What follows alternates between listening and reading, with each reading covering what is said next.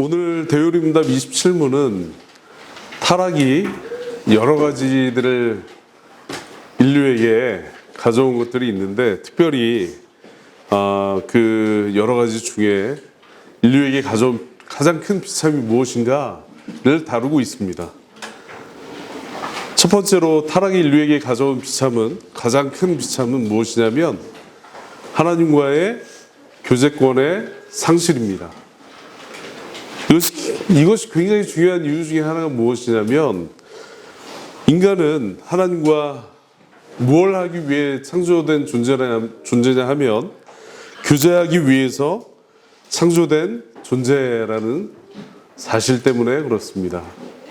하나님께서는 여러분들 삼위 하나님이 사랑의 교제의 관계로 연합되어 있으시거든요. 그래서 우리가 삼위일체 교리를 다룰 때 새 위격을 가지신 한 분 하나님이시다 이렇게 배웠잖아요, 그죠? 근데 이 하나님께서는 어떤 그 피조물이 없어도 스스로 온전히 자존하시고 자족성을 띠시는 분이시기 때문에 문제가 없으신 거예요. 사실은 엄밀히 말하자면 하나님의 그 속성과 하나님의 신성을 생각할 때 하나님께서는 피조물이 없으셔도 그 온전함에 해가 간다, 가지 않는다? 가지 않는다는 거예요.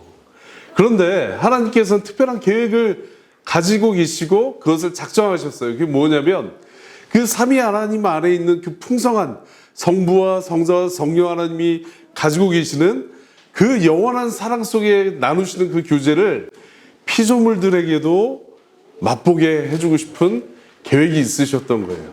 그래서 사람들과 천사들을 짐승들과 다르게 구별된 존재로 창조하신 겁니다. 그죠?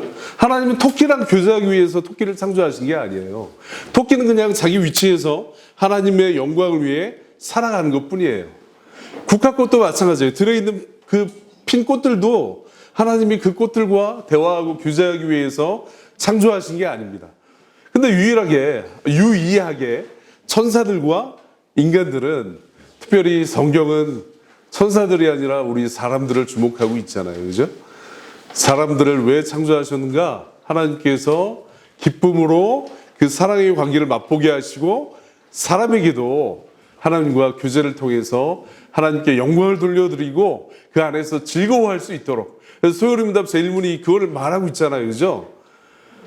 사람이 제일 되는 목적, 창조된 목적이 무엇인가? 라는 질문에 우리가 너무나 유명하지만 하나님을 영화롭게 하고 하나님으로서 인정한다는 거예요. 삼위 하나님을 인정하고 영원토록 그분을 즐거워한다 라는 겁니다. 즐거워한다. 하나님을 기뻐한다. 왜? 하나님과 그 아담이 처음 창조되었을 때 또 아담과 하와가 하나님 안에서 교제했을 때 즐거움이 있었거든요. 죄가 없었고 하나님을 온전히 만족하는 즐거움이 있었어요. 그리고 그 교제가 삼위 하나님 안에 있는 그 교제의 기쁨이 사람에게도 흘러들어서 아담과 하와는 하나님을 높이고 하나님과 교제하는 그 기쁨이 그들 가운데 충만하게 거하고 있었습니다.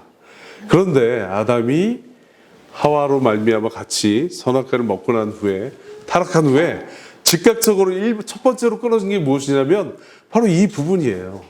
이 교제권의 상실입니다. 아까 제가 말씀드린 것처럼 하나님께서 우리를 자신과 교제하기 위해서 교제의 대상으로 창조해 주셨는데, 우리 주 예수 그리스도께서도 우리의 구원을 위해서 자신을 내어주셨잖아요. 무슨 제물로 주신 거죠? 하나님 앞에 화목제물로 주셨잖아요. 그죠?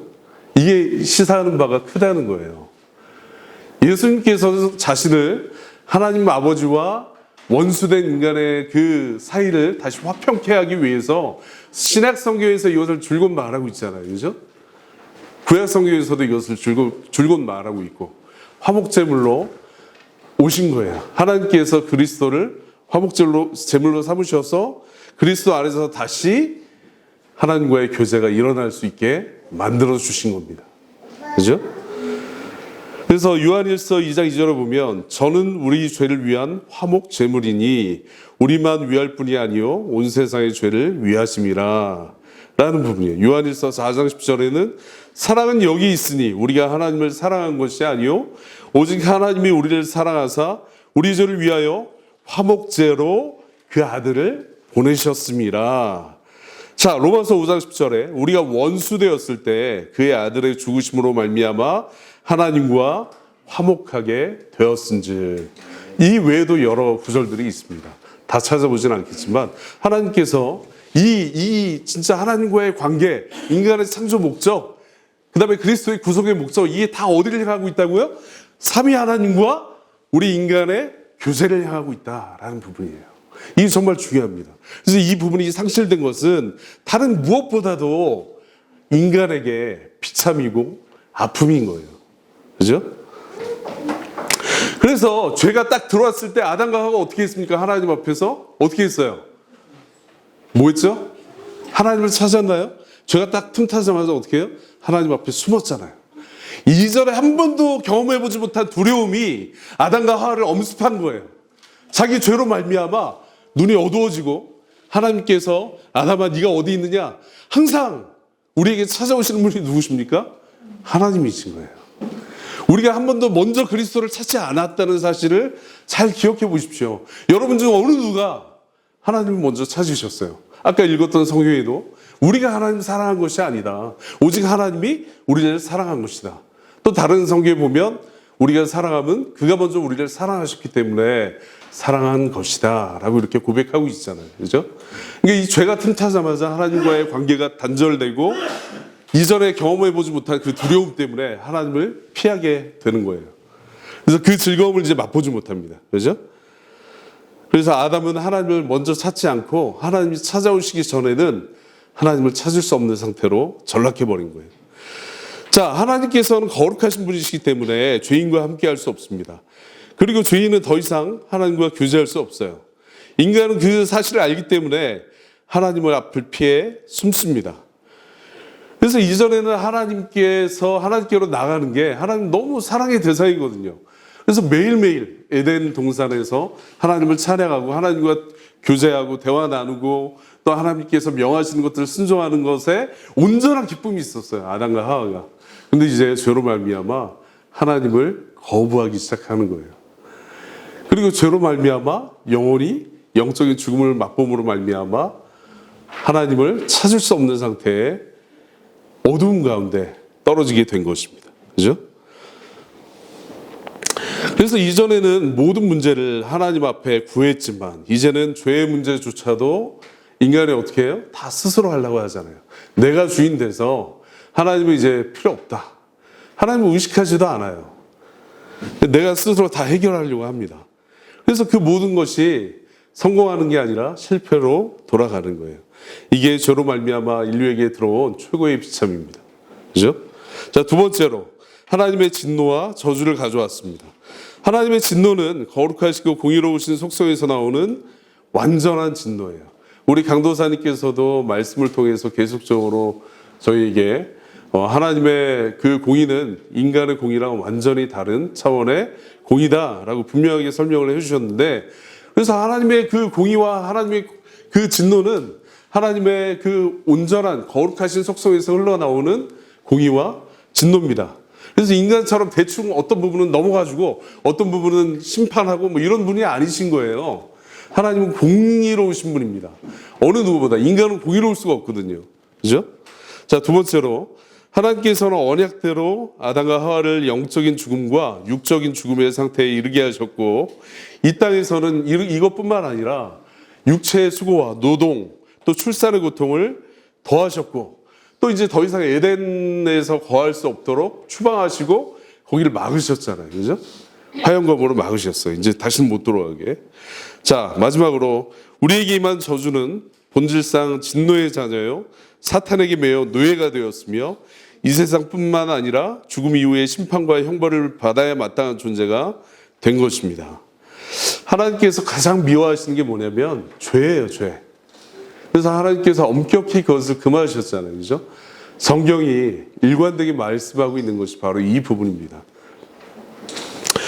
그래서 이 모든 인간이 하나님께서 유일하게 미워하시는 게 죄인데, 어머니의 태로부터 죄를 가지고 태어나기 때문에 어때요? 하나님께서 유일하게 미워하시는 그 죄를 가지고 있어서 이걸 먹고 마시는 죽어 있는 상태로 이 죄를 먹고 마시고 있는 그 가운데 거하기 때문에 하나님께서 필연적으로 어떻게 해요?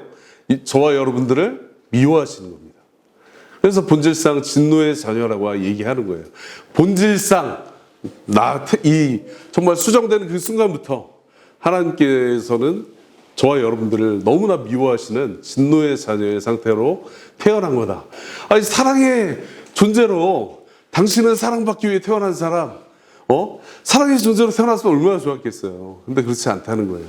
죄 중에 태어나고 죄 중에 잉태되어서 이 세상에 나오게 되면 그 순간 하나님으로부터 사랑의 대상, 보호의 대상이 아니라 분노의 대상, 진노의 대상이라는 거예요. 이게 얼마나 슬프고 비참한 일입니까? 그냥 사람과 사람 사이에도 여러분들 관계가 틀어지면 만약에 이 안에서도 우리 공동체, 이 작은 공동체 안에서도 서로가 어느 한 사람이 너무 극도로 어떤 사람을 싫어하면 예배가 될 것 같아요. 주일날 여기 오는 게 가능할 것 같습니까? 여러분들의 강도사님하고 사이가 만약에 관계가 틀어진다, 극도로 아주 싫어질 정도로 틀어진다, 어떻게 되겠어요? 설교가 들어오겠습니까? 말씀 안 들어오는 거예요. 그죠? 교회를 그냥 진짜 막 이렇게 떠나고 싶은 마음이 굴뚝같이 들 수 있지 않겠어요? 사람이 아주 많으면 또 어떻게 숨을 수 있을지 모르겠지만, 하나님께서 이렇게 미워하시는 관계 속에 우리가 놓여 있다라는 사실을 우리 주일학교 아이들, 학생들, 여러분들 잘 기억해 보십시오. 그냥 평온한 상태가 아니라 여러분들이 태어나면서부터 하나님께서 여러분들을 진노의 자녀로 여기고 계신다는 거예요. 왜? 죄의 문제 때문에 그렇다는 거예요. 그죠? 근데 모든 인간은 나면서부터 죄의 속박과 마귀의 노예 상태로 태어납니다. 그래서 자신의 의식하든 의식하지 못하든 간에 마귀의 강력한 영향력 아래 살아가고 있는 거예요. 지배를 받고 있어요.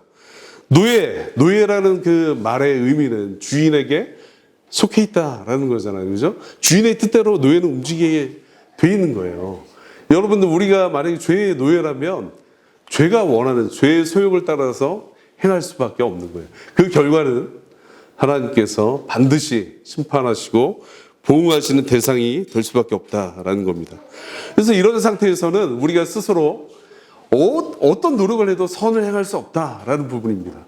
이게 바로 죄가 가져온 비참이고 죄가 가져온 우리 인간의 무능력이에요. 이 무능력이라고 얘기할 때는 선을 행할 수 없다. 선을 행할 자가 없나니 얼마큼 없어요? 한 명도 없다. 라고 로마서 말씀하고 있잖아요. 그죠? 그 다음에 죄는 단순한 질병이나 오염이 아니에요. 그죠? 반드시 형벌을 받아야 될 심판의 대상입니다. 하나님께서 유일하게 미워하시는 것이 죄라고 말씀드렸습니다.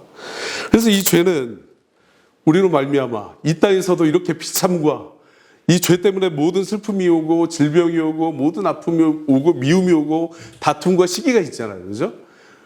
이 모든 것들이 다 죄로 말미암아 파생되는 그 열매들인데 이것뿐만 아니라 이 땅에서도 죄 때문에 그렇게 고통받다가 죽음 이후에 하나님의 심판을 피할 길이 없다라는 거예요.